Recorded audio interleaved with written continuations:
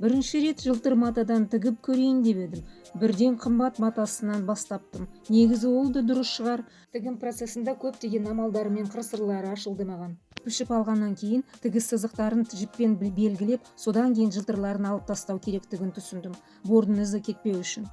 Белдемшенин бел бүкпесин машинамен тигип чыккам, бирок жылтырлары кээ бир жерлерде майсып калды. Соларды кесип тастап, үстүнөн жанартып чыктым. Бордун издеринин үстүнөн көктеп алмаса, жылтырларын алганча издери өшүрүлүп кала берет экен. Сол үчүн эринбей, жиппен көктеп отурмаса болмайды. Осындай ийилген жерлерден өткөндө жылтырлардан босаган жиптерин түйүп, байлап өтпесе, жиптери таркатылып, жылтырлары шашылып кетеди.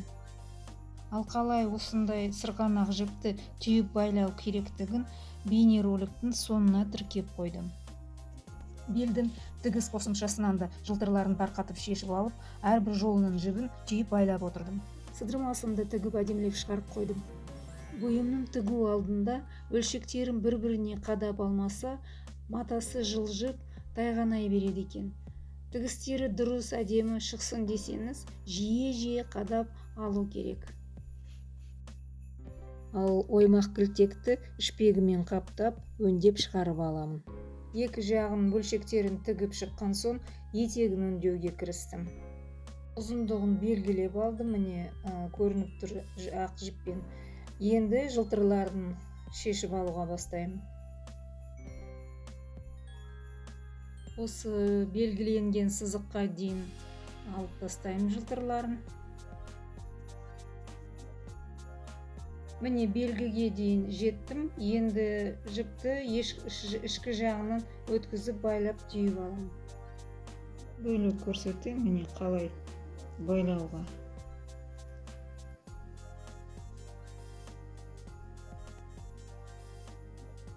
Муну булай өткүзөсүз. Экинчи жагын булай өткүзөсүз. Міне.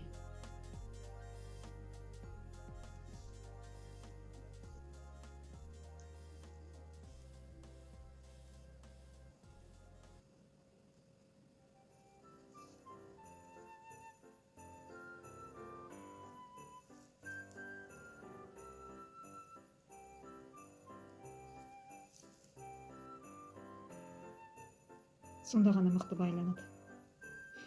Байланган жип бул шешилмейт.